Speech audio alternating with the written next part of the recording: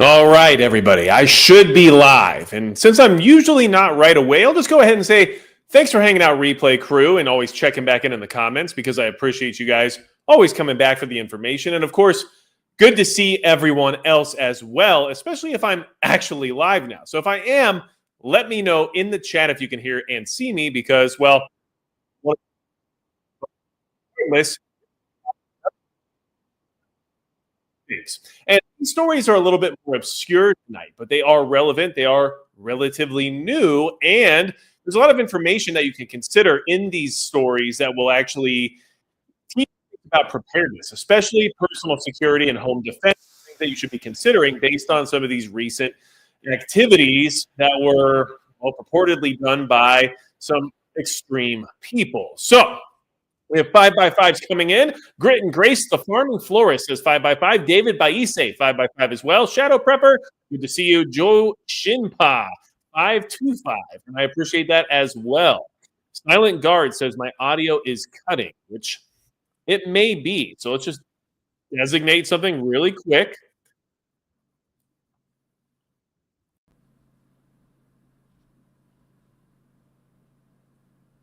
All right, now does that fix it? Because sometimes we have issues. And honestly, it's because I had to clear my cache in order to get things to work properly on other platforms like X. So I believe we're better now. Harbor Prepper says so, and I trust them, and I believe David Baise as well. So here we are. Now we can actually get started, right? Now, of course, I do want to say that while we talk about these discussions, regardless of political ideology or what aisle you're on, and Bo Galoo says 420 by 69, so we're good to go, of course, obviously, we should definitely avoid any type of political violence at all necessary possibilities because these things are not productive. It's actually making things worse every single time something like this happens, regardless of what political ideology the attacker is affiliated with. So we have to condemn these types of attacks, and we have to understand that these people are not the types of people that we need within our society. Now, there are things to learn from this, and it does show you on the meter of how weird things are getting, just how weird things are getting. And so you should definitely take notes regarding the threat level, especially if you hold any type of public office or if you're affiliated with anyone who does.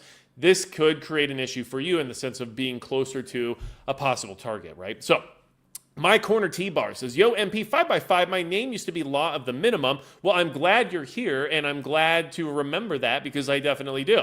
So thanks so much for the super chat. I appreciate you, okay? Jeff Rhodes says the audio's a little rough. Everyone else says it's clear now.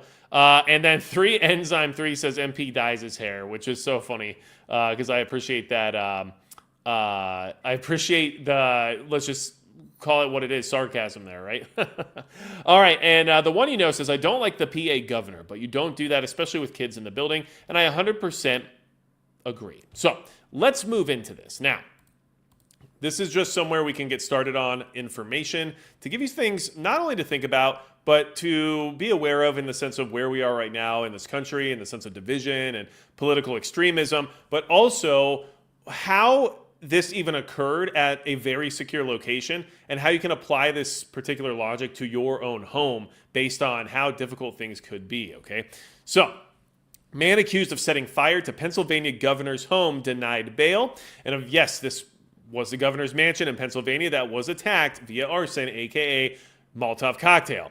Magistrate District Judge Dale Klein denied Cody Ballmer, the man charged with setting fire to Pennsylvania Governor Josh Shapiro's residence Sunday, bail and recommended imprisonment for the safety of himself and the community. He did not enter a plea. Ballmer faces charges of attempted homicide, aggravated arson, terrorism, and other crimes after police say he climbed over a fence, broke into the governor's mansion, and set the fire with a homemade Molotov cocktail in the early hours of Sunday morning. A man accused of breaking into and setting fire to Pennsylvania Governor Josh Shapiro's residence while the governor's family slept admitted to harboring hatred for Shapiro and said he would have beaten the governor with a hammer if they had encountered one another, court records allege. Cody Balmer, 38, turned himself in to police and was being held on charges of attempted murder, aggravated arson, terrorism, and other charges, authorities said. As of Monday morning, however, he was receiving treatment at a hospital following a medical event not connected to this incident or his arrest. Now, one thing I want to bring up is that the title of tonight's video implies that these things are occurring and they weren't intercepted by federal investigators. And I do have an example of federal investigators arresting someone at the end of tonight's conversation that is most likely far less dangerous in regards to what we're witnessing or talking about right now, but they clearly had a bead on that guy. But for some reason, the two people we're talking about tonight, nobody was aware of, at least at that level, or at least willing to get involved, which always raises additional questions, not to mention the fact that this guy only got caught because he turned himself in, and that was after he was reported by, I believe, his ex-girlfriend. But that was possibly related to the fact that a reward was posted and possibly related to the fact because he will confess to them that he did this. But regardless, I wanted to touch on that really quickly because we're going to talk about that more tonight, because some of these events and plots and everything else always seem to have some level of involvement that we don't find out about until later, or at least the fact that this person was on their radar but nothing was done beforehand, which also raises questions, right? So it's just something to keep in mind. But more importantly, this was at the governor's mansion, and this guy literally jumped a fence, knocked open some windows with a hammer, and threw in a molotov cocktail, and then went around the side of the building into another window, went inside the kitchen, inside the mansion, like in the home, and lit an additional fire. And all of this was done without getting caught by security or even alerting security. He then left. They didn't catch him in the act. And the governor, who was there with his children, his wife, and their dogs, which I would be very much considering whether or not these dogs had the loyalty I require, in their room, didn't even wake up for it, because the only thing that woke them up was state troopers knocking on the door. And so somehow you're telling me that, what, there's no fire alarms, there's no fire suppression system, there's no motion sensor alarms, a security team on the ground wasn't involved. Like, what happened here to where nobody even got out of bed? It's a very obscure and strange thing, but it should go to show you that even for your personal preparedness requirements, if this can happen to a governor's mansion, what could happen to your home, even with the countermeasures you have in place? My whole thing is like, look, I've got ways to know if people are on the property when they're not supposed to be. I also have dogs, but my dogs are likely not going to just lay there while my house is on fire. So I'm a little confused about the situation, but those are things that I'm thinking about while we go through this story, okay? Now, Donkey Punch says, who cares? Well, you know what? We're going to talk about it in the sense of why we can apply this to personal preparedness rather than just talking about the story. But if it was just us talking about the story, the who cares thing, well, I would also put that and frame that into the context of where we're at currently in this political environment regarding our current state of being in this country and how that creates a dangerous environment, right? So, Richard Littleton says there's 80% chance in FF. And you know what? I mean, I have no guarantees of that, but I do have questions. And we are going to talk about some reasons for why I have those questions here in a minute. And Desert 1776 says, you know, where the heck was the security team? So let's talk about that in a second here. First, Shapiro, his wife, Lori, and their 4 children, 2 dogs, and another family were forced to evacuate the state-owned Harrisburg residence, which was significantly damaged by the fire early Sunday, hours after the family hosted a Passover dinner, the governor said. No injuries were reported. An attorney representing Balmer in a separate case says that his client is unable to communicate due to his medical condition, which they didn't reveal what that was, and they said it wasn't related to the incident. So obviously, anytime this stuff happens, people are having a mental breakdown or whatever, or so they claim. And then, of course, that's what the defense runs with because it's the most easily explained reason for why things like that were occurring, right? So he has, and an attorney representing Balmer in a separate case says that his client is unable to communicate due to his medical condition. So that separate case, this guy's been arrested multiple times. He's been arrested for assault charges and had other things in his history that obviously create that level of desperation, let's just say, but it shows that he's in the system. He's been arrested before. He's a well-known criminal to a certain degree, which means that like there's a good chance he was on the radar, which usually these people are, right? I mean, that's just what it always ends up being. He has yet to be arraigned on the charges, Ballmer's attorney Colton Whitener told CNN Monday. We are declining any comments regarding the allegations against Mr. Ballmer until more information is learned. Investigators believe mental health issues may be a factor. Obviously, right? Ballmer admitted to setting the fire using homemade molotov cocktails he fashioned from lawnmower gasoline and beer bottles, according to an affidavit filed by state police early Monday. Freudian slip. I guess police state would work as well. But regardless, one thing I do want to say is that lawnmower gasoline is an interesting take. So was it like 50-50 mix, and that's why we're specifically saying it's lawnmower gasoline? He's saying he got it out of a lawnmower, which, like my lawnmower uses just normal gasoline. But I mean, obviously I run premium without any ethanol. But regardless, this is a weird situation just because of the fact that they're specifically referring to it as being lawnmower gasoline, but whatever. Okay, so Ballmer knew it was possible the governor was home at the time, he said, and that people could have been hurt. The case is seemingly the latest instance of violence or threats against an American elected official. A prominent Democrat, the 51-year-old Shapiro, was one of several candidates considered for former Vice President Kamala Harris's running mate during her 2024 presidential bid. He's also been floated as a potential presidential candidate for 2028. Now, there are some interesting things here that I want to throw out there, okay? Because we're about to jump into something to kind of like bounce around for a second. Welcome to my life. It's too convenient. Well, possibly. I just don't know. And Savage Lee says strange. It's like he doesn't sit up late nights, early morning hours watching security camera monitors fully strapped up with 4 dogs. Huh? People are weird. No, but he has a security team. And that was the whole thing. There's still security on property, even though he was asleep. But the other thing is that my fire alarm goes off when my bacon is cooking for too long in the kitchen, right? I have motion sensor alarms that go off and wake me up when deer come through the property. This is a governor's mansion that has all those things and all those levels of surveillance that are supposedly being monitored, not to mention the fact that you would assume at the minimum smoke detectors, but at the maximum likely a fire suppression system of some sort, considering it's a state-owned property. So I mean, I just find it hard to believe that no one reacted at all to this until after the state troopers showed up. So that's a weird thing to me, at least, I guess, in the sense of like even just being a regular, homeowner. So, but anyway, okay. This case, seemingly the latest instance of violence or threats against an American elected official. Let's move forward. We already did that. A surge in violent threats against politicians in recent years has included a plot to kidnap Michigan Governor Gretchen Whitmer, a Democrat in 2023, and 2 assassination attempts against President Donald Trump, a Republican, last year. Now, I found that to be interesting because they did at least mention those assassination attempts, and this is CNN, right? And I don't just choose CNN, trust me. We jump all over the place.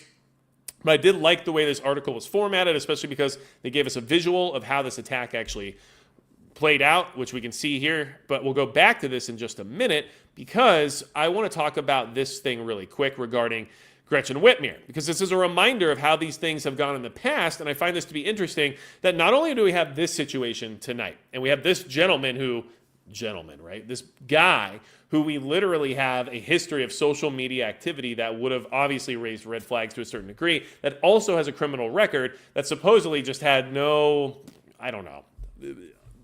footprint when it comes to any type of being on the radar, let's just say.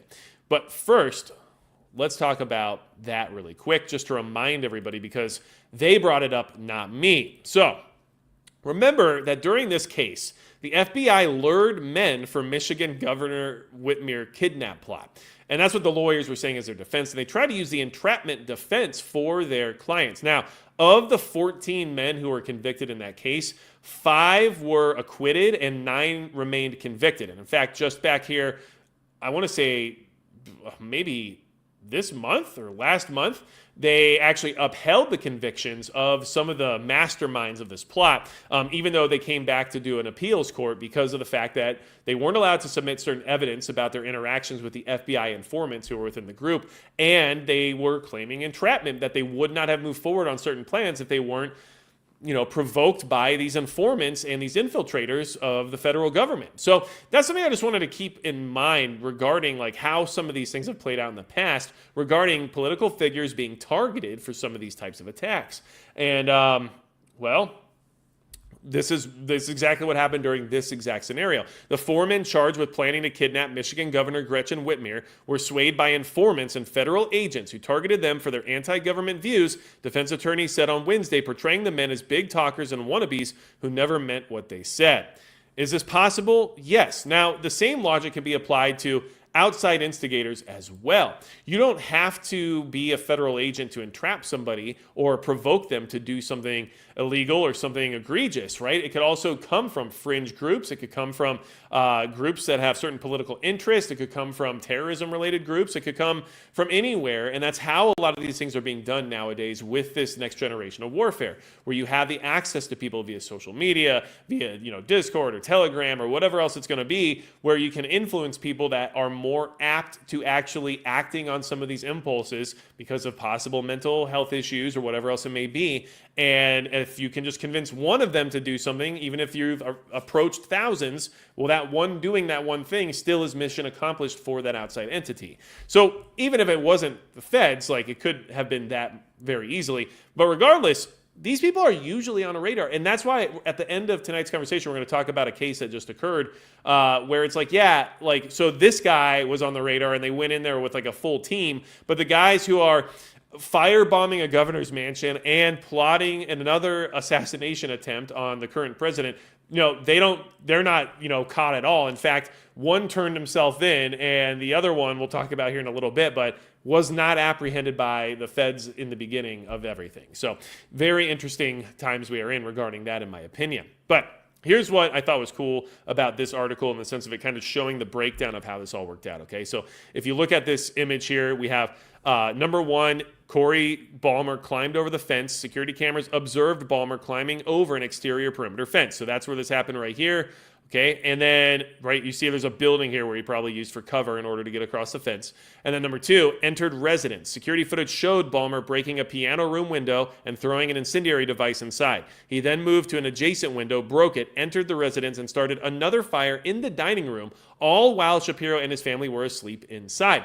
The windows are breaking. Molotov cocktails are being thrown inside this house. I understand it's massive. I understand it might not be anywhere near where they were sleeping or anything else. But even the dogs didn't react. Like, this is, and it might just be the way real life is, right? And this might be how easy it is for someone to get into your home and attack you even if you have all the right preparations, right? So like, these are the reasons why I kind of enjoy going through some of these stories, is to try to learn some lessons from it, from some of these more highly defended, installations. This isn't just your typical home, right? But like, still, this occurred. And number three, which, while other people are saying could have been because it was fabricated to a degree, right? And then number three, left residence and escaped. Balmer was inside the governor's residence for less than 1 minute and actively evaded troopers searching for him. Security footage observed Balmer leaving the property the same way he entered, over the fence. And so it gives you a little breakdown of all that right here, which is just kind of interesting to see that image and that graphic to get a good idea of what happened on here. And then here's the other surprising part. It took Balmer about an hour to walk from his Harrisburg home to the governor's residence early Sunday, he told police in an interview outlined in Monday's affidavit. When he arrived, Balmer hopped the fence surrounding the residence, broke 2 windows with a hammer, and did all the things we just talked about. Okay? Balmer then kicked a dining room door down and fled the scene, according to the affidavit. That's not quiet either. Balmer was inside the governor's residence for less than 1 minute, right, which we just talked about. He clearly had a plan, Bivens said, who is the Pennsylvania State Police Lieutenant Colonel. He was very methodical in his approach. Okay? Now, in the security footage, you can see a member of the governor's security team was walking not far from him, but it's unclear whether he was there responding to a motion sensor or on routine patrol of the compound, right? So they called, said there's a large fire on the first floor, which I assume was that security team. Like I said, there was people there. A security team member was near him, not far from him. Okay? That's what's crazy about this, all right? Now, they called a large fire on the first floor of the governor's residence, adding they could see fire out of the windows. According to the audio from Dauphin County Fire and EMS scanner obtained by CNN, Shapiro and his family woke up around 2 a.m. Sunday to loud bangs on the door from one of the state troopers assigned to their detail, alerting them to flames, Shapiro told reporters. Harrisburg Bureau of Fire responded around 2 a.m. and extinguished the flames, according to state police. Security review is now underway to determine how we can ensure that we don't have a repeat of this situation. And then Shapiro praised law enforcement in their response, but the incident seen by many within the Pennsylvania State Police as a failure, and some personnel could face discipline, according to the source familiar with the investigation. Right, because how does all that happen? Like, now that I've laid it out for you and gave you all the information, like, how does that all actually happen? And everybody's just still sound asleep, taking it easy, right? And like I said, I don't know how far the governor's bedroom is from the kitchen or any of this other, the piano room or whatever, but it's still an egregious security breach that didn't actually stop the attack, and the guy literally got away. Just hopped back over the fence and left, and he walked there. So he likely walked back, right? So, like, this is pretty, like, rare, and also just goes to show you how unsecure some of these locations actually are, which, you know, is surprising, I guess, right? So, sorry, got a little tick in my throat there. Now, the guy turned himself in. A woman who identified herself as his ex-partner called police to say Balmer had confessed he started the fire, right? So he turned himself in, and that's when everything started. Now, this is a picture of the governor's mansion. This is what I used for the thumbnail tonight. You can see here there's excessive damage, and this was a lot of damage. Like, this is a lot of fire damage, right? This person did a lot of damage. So let's talk about a couple other things now to get you kind of caught up to speed about this guy and what CNN wasn't reporting, because there's a lot more information there that I found to be interesting. So I really want to quickly jump in over here. Donkey Punch says, you got to rise above the labels. Terrorism can be anything. Well, it just depends, because terrorism has a specific definition, right? An act of violence that's in order to implement a political will upon someone else, basically, right? So that does have a specific definition to it. Tactical Muffin Top, what's up to you as well? But I also think that, what kind of home security did this have? Joe Shinpa said, probably, I guess, 0, right? I just find this to be odd. And just like David Baise says, something don't smell right, right? And that's exactly it. Now, Donkey Punch says they will make examples of people do everything they can to make you feel as hopeless, and this is how they maintain control. And that might be true to a certain degree, and that's very 1984 or any of those dystopian tales that we're all concerned about happening in the future. But at the same time, you know, some things just do happen, right? So we have to keep that in mind too. I try not to just jump right into conspiracy or jump right into government control measure when there is definitely a large case for people going crazy in this country for a lot of reasons, right? Now, Welcome to My Life says, my take is that Shapiro truly isn't aware, but forces within have a strong interest with him. Well, that might be true. I don't know. It's very interesting. Jay Pa says, are they calling him a MAGA Republican yet? And no, they actually said in that story that it's not clear, or that he doesn't necessarily vote either way, and he doesn't have a particular party affiliation. But that's what we're going to talk about right now, just to give you some ideas about this person and their background and why I find it odd that they weren't necessarily maybe on the radar or whatever it was. But regardless, this is what we're dealing with at this point, okay? The Harrisburg man who authorities accuse of throwing 2 Molotov cocktails in the Pennsylvania governor's mansion in a targeted attack told police he hated Governor Josh Shapiro, who was in the residence at the time of the damaging arson fire, okay? Now, let's go down here so we can talk about who this guy is a little bit, just to kind of give you some ideas, okay? Let's see. We talked about the fire, millions of dollars worth of damage, the governor's family, their doors were closed between the main portion of the ballroom and the hallway that leads to the main and master staircase going to the second floor. So yes, a decent level of separation, still a lot of noise, a lot of fire, right? A little bit crazy. Now, trying to get to the part where all this actually matters. Here we go. Okay. State police allege he admitted to scaling the fence, breaking the windows with a hammer, and throwing the Molotov cocktails inside. Balmer told state police that he went home and removed the clothing he was wearing at the time of the fire. Troopers responded to his residence and seized evidence, including the clothing, a black bag, and small sledgehammer, the affidavit states. Balmer allegedly told state troopers that he would have beaten Shapiro with his hammer if he found the Montgomery County native in the home, according to court documents. While the affidavit states that Balmer told authorities he hated Shapiro, the document doesn't say if he provided any reason why. Balmer is scheduled to appear in Dauphin County Common Pleas Court on April 16th on 3 misdemeanor counts of misdemeanor simple assault from a January 2023 incident, according to the public court docket. He also pleaded guilty to felony charges of forgery and attempted theft by deception in 2016, according to the docket, and served 18 months of probation. Very likely on the radar in the sense of being in the system.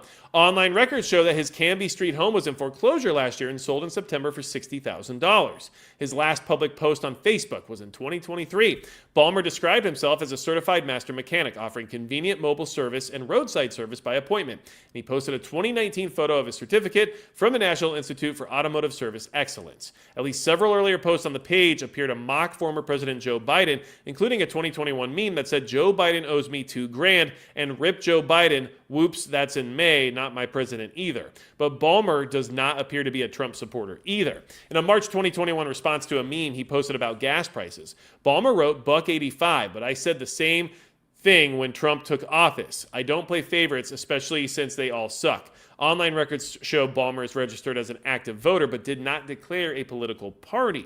Among his 2022 posts are memes that read, "Hey friend, I know the world is scary right now, but it's going to get way worse. And knowing is half the battle. The other half is extreme violence." Another meme shows a needlepoint of a molotov cocktail that read, "Be the light you want to see in the world," right? So this guy has obviously posted some public things that are of interest, but many people have done similar things without the actual intent of ever acting upon some of those urges, I guess you would say. But regardless, this guy has also been in the system. He's a felon. He's got charges coming up right now. He's going to court for in 2 days, which are related to assault, right? So like a lot of things are happening here that surprise me about the whole thing regarding this guy being relatively unknown, let's just say, okay? So that's what happened with this governor's mansion thing.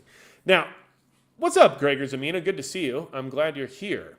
And yes, we have some excellent people here. We have Luke B as well. And then Robert P says, "Oh, he's from England then." What's up, Red Dawn Readiness? Good to see you. Glad you're here hanging out. Always appreciate you guys being in the chat, and always appreciate you guys doing your thing as well. And in case you guys don't know, Red Dawn Readiness has their own channel, which you should definitely check out if you're interested in the usual stuff, preparedness, guns, Minuteman stuff, all that fun stuff. So let's see here. I do want to say, listen, this is just an example of political violence and things getting more extreme. And we do know, and this is just my opinion, of course, but we do know that certain factions of the media, certain factions of our political parties, and certain people that have larger squawk boxes have, at the bare minimum, not condemned violence in the sense of political violence, but at the maximum have actually promoted it in many ways. And as long as these people are out there continually promoting the idea of political violence as being a reasonable measure to be used against those that they disagree with, these things are likely to keep occurring.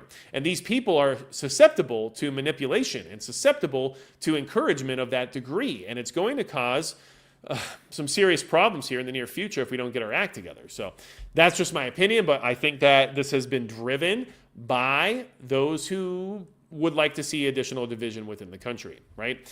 Watchman says, "It's good to see you. Hello from Ohio. Well, it's good to see you as well. I'm always glad to be here and hanging out with everybody in the chat. I appreciate you all." Now, I want to jump into this next story because we just talked about the governor mansion being attacked in Pennsylvania. And in case you're new or in case you just got here, make sure you subscribe, hit the like button, and share this video in case you want to get this information out to anybody else. Because the main takeaway here isn't just that we're entering a period of additional political violence. It isn't that we're just entering a period of additional political division, but we are also learning preparedness lessons from these particular events. If a unhinged guy with Molotov cocktails and a hammer can gain access to a governor's mansion and actually light it on fire and escape thereafter and only be caught because they were turned in by an ex-girlfriend who saw a $10,000 reward put out for them and convinced him to turn himself in thereafter, right? Rather than him just saying, "Well, I'm out of here." Then what's your expectation of defending your own home, right? What's your expectation of being able to keep that from happening to you during an SHTF or an emergency event? I mean, that's just something you should think about. So at the bare minimum, have those perimeter defense options available to you. Have that motion detector system. Have motion lights, right? Have the ability to know where things are coming from based on program sounds or program lighting or whatever else it's going to be. And then also ensure that you have some form or fashion, thank you, some form or fashion of being able to protect yourself once you're aware that there is a security threat. And there's a lot of failures that happen there. I mean, at the bare minimum, smoke alarms should have been going off, right? I mean, my house smoke alarms, once they go off, everyone wakes up. We all know what's happening. It's very loud. The dogs really don't enjoy it at all. And we would easily leave our home. Now, our smoke alarms have only gone off when I've gotten a little crazy in the kitchen. But regardless, like, where was that even, right? So, like, I just think about these things from that standpoint. And that's the way we should process all this information is from a preparedness standpoint, what can we learn from this and how can we apply it to our personal situation, right? And then how can we also understand the danger of the current environment regarding, what people are willing to do because of a political ideology. And that's really unfortunate as well because it's encouraged by those who want to see this occur. Now, let's see. Magic and Risky were the two channels that motivated me to get started. Well, that's awesome, Red Dawn Readiness. I'm glad to hear that. And you know what? We can all be unhinged weirdos from time to time, and I think it's good for our health. Hey, Tar Heel Regulator, glad you're here and glad you made it to Alive. I think that's awesome, and I appreciate you putting in the effort. So thank you for being here. And just because I think we're a little short on moderation tonight, just because, things get weird sometimes. I'm going to go ahead and pull something up really quickly here for everybody. Okay. Just want to make sure we do one of these moves. All right. Here is a link, in case anybody's interested, to Red Dawn Readiness's channel.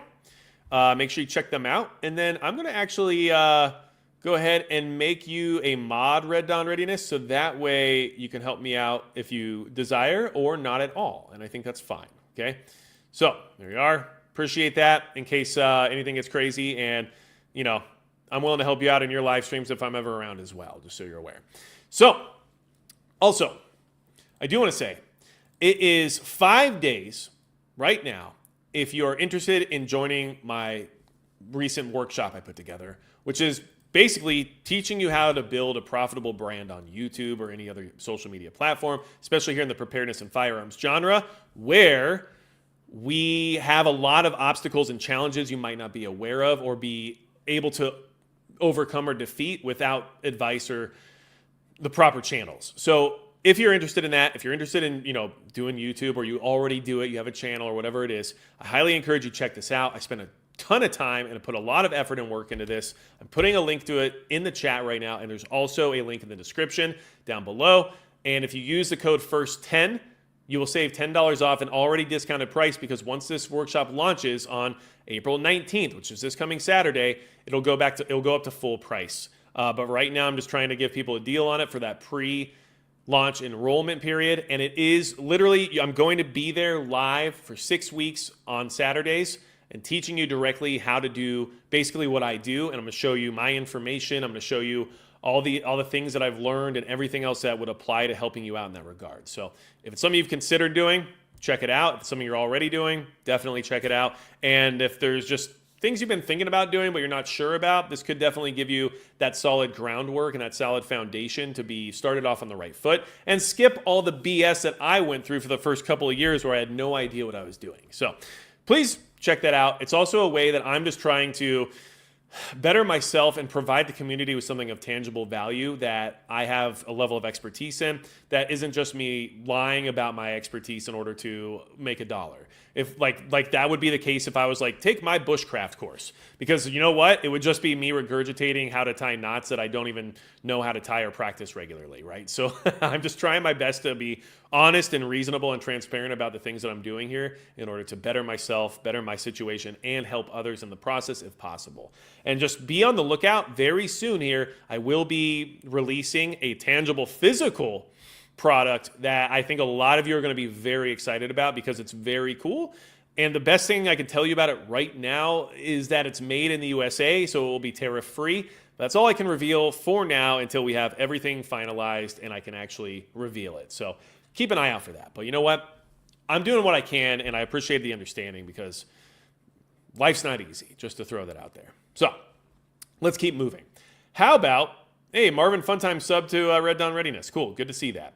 Now, let's talk about satanic cults, because who doesn't like that, right? And honestly, I'm just going to say this because I don't mind people kind of like knowing some of my personal beliefs or my personal thought processes to kind of understand my biases and, my possible preferences when it comes to the way that I approach information and news, because everybody has a personal bias and everybody's going to apply some of that when they report on things. It's just natural, and it's unfortunate sometimes when you need to get unadulterated, unfiltered information, but if you know that there's a bias already, then at least you can apply that, right? So my name's Matthew, right? Raised Christian. I harbor Christian beliefs. I believe in Jesus Christ, right? So Satan, not into it. Not a fan of satanic cults. Not feeling like they're on the right side of history or the right side of anything. And so while we go through this, if that bias comes through, well, there you go. Now you know why. But hey, at least you're aware of it now, and you know that, well, I am who I am. So let's talk about this guy because it's weird. All right. Teen charged with killing parents also planned to assassinate Trump, FBI says. Now, this story is from April 13th, but this arrest happened, I believe, a month ago. But this is the information that was released in an FBI affidavit here recently. So now we have a lot more info to work on and some awareness challenges regarding some of these possible threats that we're facing here in the future, okay? So, 17-year-old Wisconsin teen charged with killing his parents is also accused of plotting to assassinate President Donald Trump, according to an unsealed affidavit from the FBI. Last month, Nikita Kassup of Waukesha, or is it Waukesha? I think it's Waukesha because Wisconsin's weird. Was charged with, by the way, I like Wisconsin, don't get mad at me. Was charged with killing his mother, 35-year-old Tatiana Kasap, and his stepfather, 51-year-old Donald Mayer, and accused of living with their corpses for 2 weeks. Officials are saying he was also conspiring to kill the president. The FBI accused Kasap of conspiracy, attempting to assassinate the president, and attempting to use a weapon of mass destruction. And by the way, for my federal handler that likes to watch these videos, this is NBC News' words, not mine. Just want to clarify that. I harbor no ill will toward anyone. According to the FBI, officials found what they called a manifesto while searching for a device that belonged to Kasap. The document called for the president's assassination in order to instigate a race war and sow chaos. Now, that's interesting, isn't it? Does that remind you of, I don't know, like Manson or any of that other weird stuff where they were trying to do that exact thing? I don't know, but it is interesting now, isn't it? Now, here's one of these things where I'm like, where feds? Where feds at? Because, like, this guy is all over the place and obviously a problem, and it's not how he got caught at all. So, let's jump in here. Kasap also disclosed his plans to others on TikTok and Telegram, and identified himself as a follower of Order of the Nine Angles, which someone earlier in the chat mentioned. And yes, we're going to get into that a little bit more just because you probably don't know about it. And if you don't, I'll give you some things to at least be aware of because it's weird and it's concerning that this is like happening right now here in the country, right? So like, how much more of there is it, right?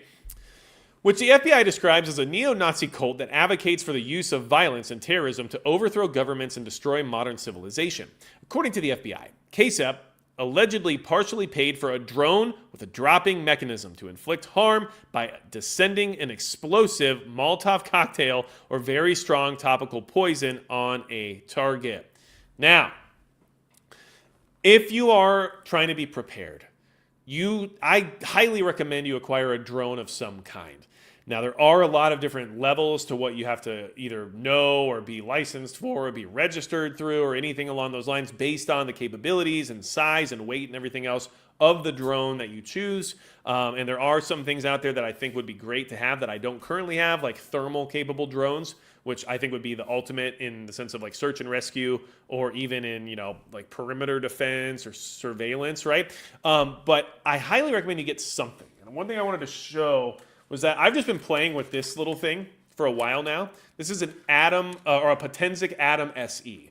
And what's cool is that this little drone, it's not very expensive compared to drones in general. It's like around $300 or something.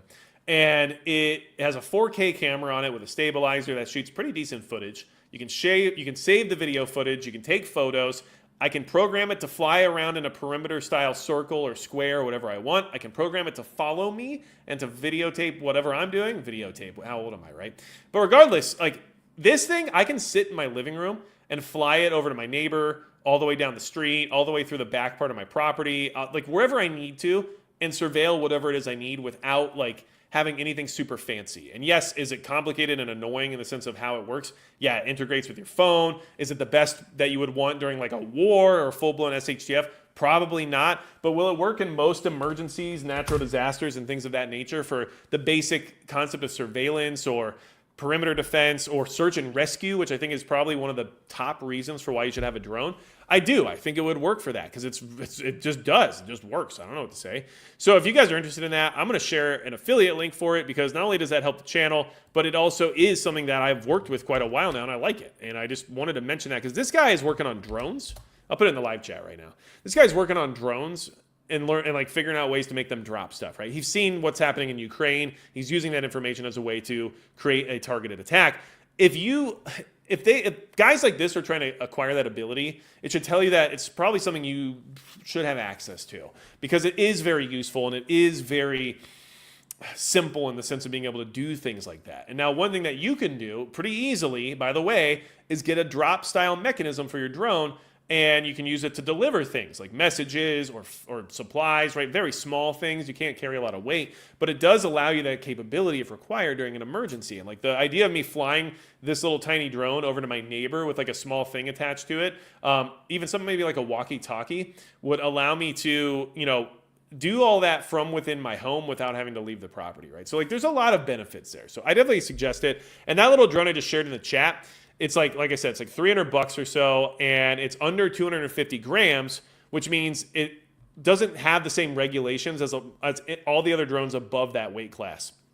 So you can avoid a lot of the other stuff. But make sure you do your research because there is still technical like licensing requirements or at least registration requirements. It's a weird situation, but regardless, it's one of the least regulated sizes of drones, and it's very affordable. And I've actually had a pretty good experience with it for how cheap it is. So I just wanted to share that with everybody. But regardless, let's talk about this guy for a second. And then obviously I think we got some good people in the chat talking. We just closed the insane asylums. Unfortunately, now it's just mental health clinics. You can pretty much just leave. Yeah, and that's true. That is true. How's that fancy remote control airplane film stuff?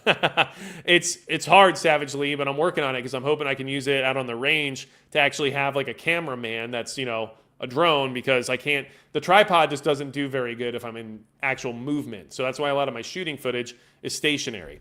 Let's see here. I have a Phantom 4 Falcon Edition, 55 miles per hour with 7-mile reach. That's cool, Rocket. That's cool. And if that's something that's working good for you, that's good to hear. And maybe that's something people can research because I think that's a great idea. And then were the dogs drugged? Are they bad dogs? Time for new dogs, says Mag Stewart, based on the last story. And that's something I just don't know. And you know what's interesting? I'll say this for right now. I've got a blue tick coonhound. I've got a Queensland, or not a Queensland, a Texas healer. And then I have a tiny little Chihuahua mixed dog, right?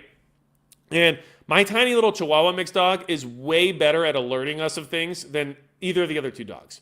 That tiny little dog is the first one to bark if somebody's here, the first one to bark if I'm here, the first one to bark at anything. But you know what? I can appreciate that because at the bare minimum, like she's letting me know that something's going on before any of the other dogs, which you think like the coonhound would, but to be fair, he's like pretty old now, so I can't really blame him. But regardless, like I'll give little dog some credit where it's due, and like for her, like little dog situation, like she's the best alarm that we have, the best one.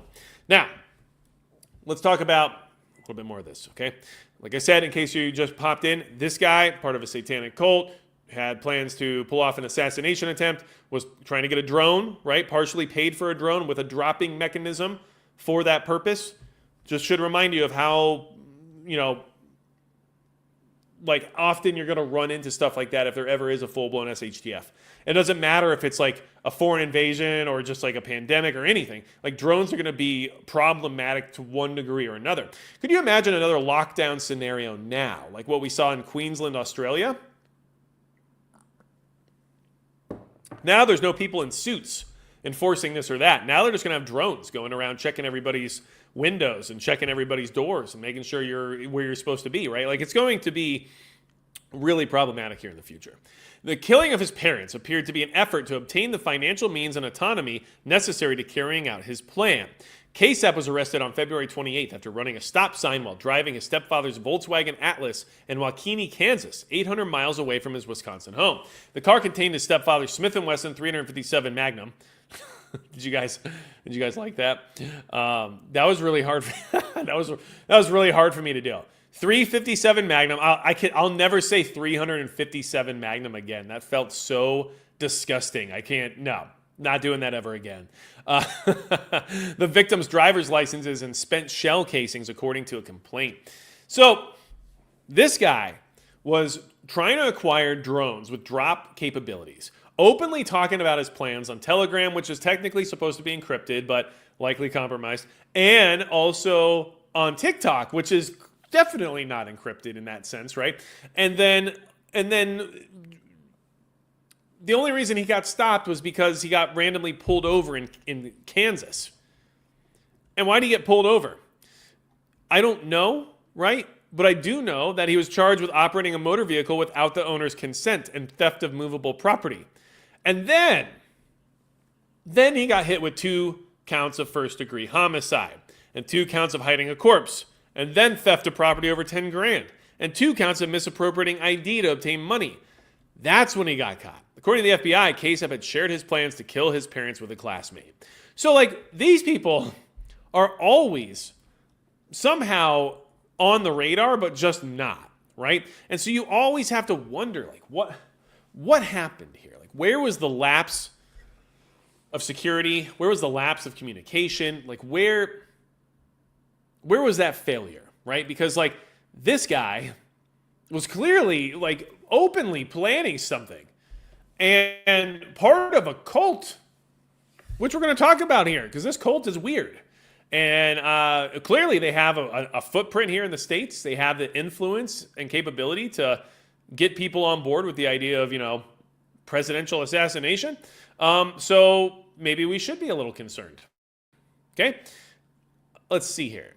I have a rescue GSD. She's coming along, says Robert P. Yeah. The dogs should come along. Now, if the dogs can't come along, those are decisions that might have to be made during a full-blown emergency. But in my experience, like, we bring the dogs at all costs, unless those costs mean possibly sacrificing human lives, right? So that's where you draw the line, at least in my opinion. But regardless, the amount of people who are so willing to just, like, ditch their dogs, it's crazy to me. It's crazy. Here in North Dakota, it's really bad because people are out here. They're transient most of the time. They're here for work. They come in for a few months, they leave, or they come back, or whatever it is. And it's just like so prevalent on the local groups and pages. It's just every single day you could go take someone's dog because they need to get rid of their dog suddenly, right? And, like, I don't know, man. I lived with my dog in a van for a while. Like, but I was there and my dog was too. Like, I didn't get rid of my dog because I was living in a van. I lived in my van because I was living with my dog. Does that make any sense? But I'm just saying, we don't ditch the dogs. And the only time I would ditch the dogs is if it was the only option where it was the only way, like, for everyone to survive, not because of wanting to ditch the dogs, right? So, like, that would be a catastrophic scenario. Or some type of, like, extraordinary situation that would force me to make that decision. But it would not be a decision taken lightly, that's for sure. But hey, what do you know, right? Dustin Pribble says, like everything else, it was allowed to happen. And that's the thing, like, I don't know that, but I just have questions because, like, let's just talk about why I might have some of these questions based on what this dude was involved in, okay? What was this dude involved in? Well, this dude was involved in the Order of the Nine Angles. What is this obscure Nazi Satanist group? Says the BBC. A U.S. soldier this is from 2020, by the way, so I wanted to bring that up. This is older, which is good because it gives us the information without the bias of the recent event, okay? A U.S. soldier has been accused of plotting an attack on his own unit by sending information to an obscure Nazi Satanist organization called the Order of Nine Angles, ONA. But who are they? Founded in the UK in the 1970s, the ONA is an increasing focus for law enforcement and has appeared as an influence in several recent UK terrorism prosecutions relating to the extreme right wing. The group lionizes the Nazi era and dates its calendar from the birth of Adolf Hitler, but its supernatural belief system goes beyond anything normally associated with right-wing extremism. What does the group believe in? Its short-term goal is to undermine what it caricatures as a decadent Judeo-Christian society, with an emphasis placed on real-world acts, the aim being a new imperial civilization based on a cruel mixture of social Darwinism, Satanism, and fascism. Adherents are encouraged to secretly infiltrate organizations such as the military or Christian churches in order to destabilize them from within. Makes you question things, doesn't it? Makes you question certain things, like if there's ever been an attack on a church by one of their own, right? Or if there's ever been an attack by a military member on like a base or, I don't know, a fort, right? So just things I think about, I guess, right? Those who progress through the ONA's hierarchical ranks are required to undertake various tasks, including forming their own small groups to prove their leadership abilities, with the result that a decentralized network of associated bodies exists throughout various countries. There's a total rejection of ethics, and some key texts even discuss ritual sacrifice, both symbolic and actual. Figures such as the British murderer Ian Brady are celebrated, being viewed as people who have operated outside normal moral boundaries, the transgression of which is a constant theme for the group.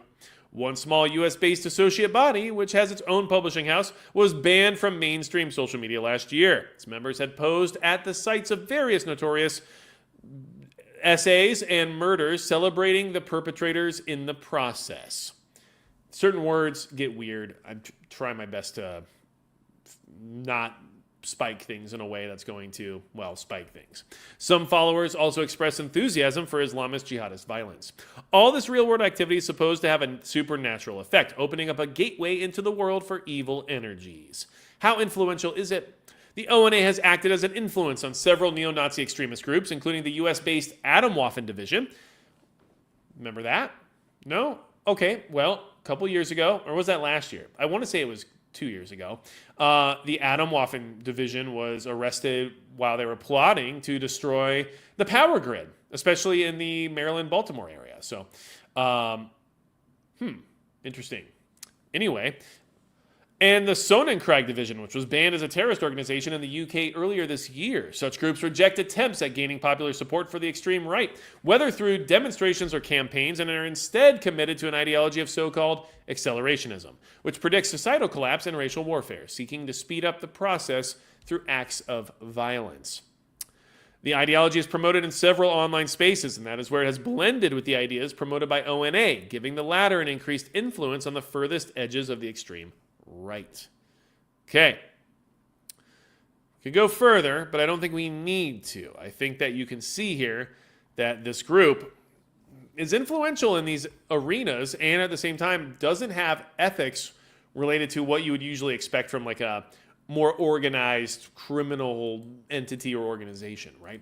So they're here in the US, they're operating, and one of their members just was plotting to assassinate the president.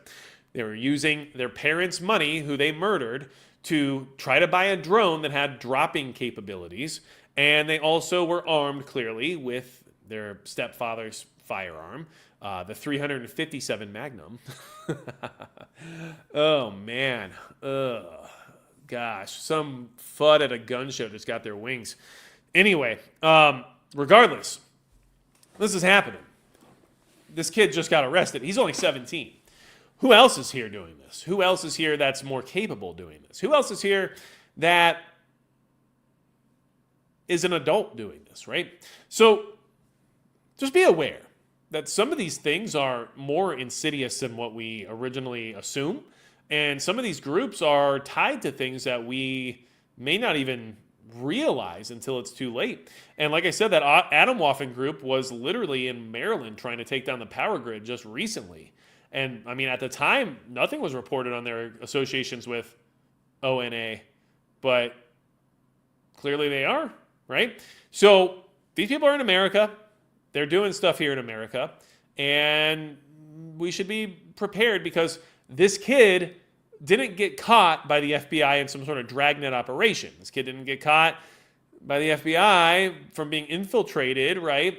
Or working with collaborators. This kid got caught because he got pulled over. And who knows why he got pulled over? I don't know the essence of that quite yet. But regardless of why, I mean, it was a traffic stop. And then that traffic stop led to them saying, okay, you're 17. This isn't your car. Oh, there's a gun in the car. Okay, well, we're going to arrest you now. And then, now we figured out your parents aren't alive anymore, right? Like, so there's, like, these people are being caught, but not because of federal investigations, not because of national security, right? And sometimes I question that, saying, okay, why? Like, in the sense of, like, they're clearly, like, around. They're clearly online. They're clearly saying things in public spaces. They have, most of the time, some sort of a record, right? And so, like, okay. But then we have things like this, right? Scoot, I hope you're well as well. I'm glad you're here. And then Chronic Abundance Nicolelas. Trying my best to say that the best I could. Now, here's why it's weird to me. Because this guy, also with a paper trail, but this guy in March of this year was raided by the feds, by the FBI, okay? But this guy wasn't plotting, well, I guess, I don't know for a fact, but I don't think he was plotting assassination attempts on high-level government officials. But here's what happened, okay? This guy's in federal custody after a raid of 3 of his properties. Dude's pretty well off, I guess. Led agents to more than 50 firearms, okay? The problem is that he's a felon, so he can't have firearms, and it turns out he was doing things like straw purchases. So was he committing a crime? Yes, he was. What is he a felon for? Well, growing and selling weed. So gun dude gets high and has a bunch of guns he's not supposed to have. The feds raid his property with his wife and children at home, right? And, it's all because, I don't know, maybe the fact that he was using a 3D printer. Less than 5 miles from his home at Sirius Construction Company's office, court records say agents confiscated 1 firearm and a 3D printer with firearm accessory codes. So these guys put in all the work and all the effort to find this pot guy who got arrested in 2011 for growing 1,000 marijuana plants, right? Yes, that was illegal. That was dumb. And yes, it makes it so you can't own a firearm anymore. And don't get me wrong, I'm not defending this guy's crimes. But I'm saying the FBI had no issue coming after this guy with a SWAT team and all kinds of stuff and taking him out of his house and his 3 children at 6 a.m. on Thursday, right? At least back in March. And confiscating his guns and everything else. And what appears to be mostly because he owned firearms and a 3D printer and had a felony, right? So he wasn't allowed to have them. So they can do this no problem to this guy. But they didn't catch 17-year-old kid who's on TikTok telling people his plan to kill his parents and try to kill the president. And then also didn't catch guy who lit the governor's mansion on fire by jumping over a fence with a hammer and throwing a molotov cocktail inside, going inside the building, lighting it on fire further, and then just leaving and walking away, who also,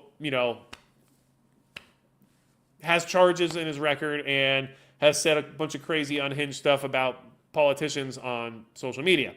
So, I don't know, man. I don't know. It doesn't always add up to me. Like, guy with the 3D printer and 50 firearms. Do we know what those firearms were they serialized firearms, or these firearms this guy was printing, right? And then did he actually have them in possession, or were they just around, right? And yes, his wife was straw purchasing guns from him.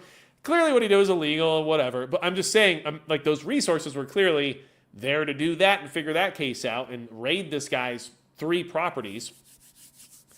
But these other guys who are plotting these actual assassinations aren't even popping up. So I don't know. I'm just saying it's a little odd, right? Where's the priorities at? And at the same time, Learn from this.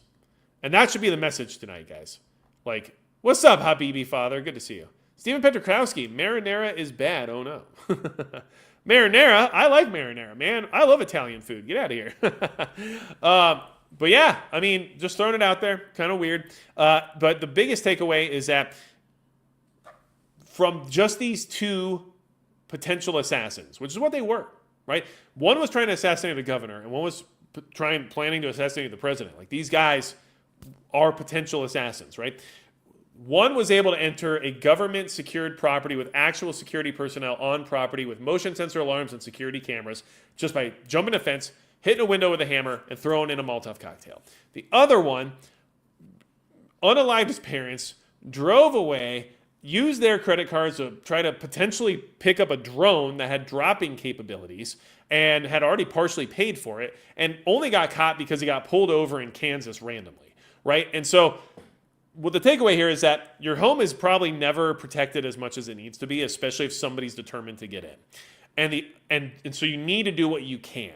You need to have those perimeter alarms. You need to have lighting. You need to have dogs, right? You need to have awareness. You got to have a smoke alarm, right? Have a way to wake up in the middle of the night so you and your family's not just sleeping through somebody burning your house down, which is what happened to Josh Shapiro. Look, I don't think that's okay at all. I don't condone political violence at all, and I think what happened to him, especially with his family there and his children, is completely wrong. And I think it's super jacked up. And you don't go after people's families. Like, that's super messed up. But dude, like, you're the governor and like you slept through your house burning down. Like, that's a problem. Like, you at least have a smoke alarm. At the bare minimum, as a prepared person, please have a goddamn smoke alarm. Please. Like, I don't know what else to say. But on the other side of it, the guy using a drone for drop stuff, well, all those guys involved in that satanic death cult or whatever it is, who are willing to, do these types of things, clearly are aware of the fact that that's something that's valuable, beneficial, and capable, and can do the things that they would like to do to their targets. So you should be considering drones as a problem, not just from a warfare standpoint. And I think that's something that I'm still working on, this kind of like essay-driven video that's not necessarily high speed or whatever you want to talk about it. But it's going to be a preparedness mindset change to a certain degree to try to give people something more obtainable and more realistic to shoot for as a goal. Because right now it's very easy to hyperfixate on militaristic capabilities and strategies when it comes to preparedness. So we see drones being used in Ukraine and we think, okay, well, if there's ever a war here, these drones, or if there's ever an invasion, or if there's ever civil conflict, these drones. But I think we need to step away from that and look at it more as crime or targeted events, right? So like, if you start looking at it from that standpoint as a prepared citizen rather than a soldier, then you realize that, okay, the threats I have here is that these drones can be used to surveil or stake out my home or property. They can be used to distract or injure me, or even set, my home on fire based on their capabilities. And at the bare minimum, I should have my own drones for surveillance purposes, or at the bare minimum, using them for defensive purposes if needed, like in that event where there's some sort of counter drone operation. And I should have considerations for maybe how I would deal with a drone if I, let's say, maybe had a 12 gauge laying around, right? Like, just some considerations to make, not necessarily having to think of it from the standpoint of if war breaks out, but what about just right now, right? Like, what about just right now as like a prepared citizen, as like, an individual that doesn't have a foreign military sending drones at you, but might have, I don't know, a bad actor or someone who wants revenge for some reason, or a criminal, right? And then things get a little bit more down to earth and a little bit more easy to, organize when it comes to planning, thoughts, and strategy. So I'm working on that, but there may need to be, and this is just my opinion, that's why that video is in the works, but there may need to be a little bit of a pullback from everything being like purely militaristic, and a little bit more of a push towards, what does community stability look like right now? How do we maintain that, right? And then part of that, just kind of like give you an idea of like where that's going, is, all right, so if you emulate the military based on all those thought processes, you're really going like pretty far and beyond from like what's super hyper realistic versus like that's worst case scenario, right? Which is still good to have as a foundation and still good to have knowledge wise and skill wise. But then maybe like what is it we do right now when these types of events occur, especially during disasters and things of that nature, and we start looking at maybe like law enforcement and like what do they do and how do they organize and what type of gear and equipment are they using, right? Which is more likely for someone like us to use, because as prepared citizens, we're going to be community stabilizers more than we're going to be soldiers. Like, if that makes sense, I think that topic's going to go through all of that in a very detailed way, and I think it's going to be very insightful, and I think you'll find it very interesting. So I wanted to put that out there in the sense of expectations for future information that I am working on currently, that I'm hoping to, I don't know, bring things back to a certain grounded basis for making things more obtainable for the average person. Because one thing I'll tell you right now is that, I'm in my late 30s. I'm not 25 anymore, right? Like, I'm not as athletic as I used to be. I'm not as, resilient as I used to be. I get injured more often now. And the idea that I'm going to go do soldier stuff when I've never even been in the military at this age is less reasonable, right? But there are plenty of people out there that do things on a daily basis right now that maintain community stability, that are in my age range and also less physically capable, right? So these are things that I'm just throwing out there, and I just like to let you know about them. So wait until you hit 50, says Gen X Gemini. I don't want to, okay? Stop that. But you know what? It happens. So let's see here. Just looked at drones for surveillance in SHTF. CTOM, any suggestions? Well, if anyone wants to give CTOM any suggestions, please do. I did put a link in the chat earlier for a drone that I personally use. I'll go ahead and share that again. It is an affiliate link, so it would support the channel financially if you were to use it, which I have to disclaim.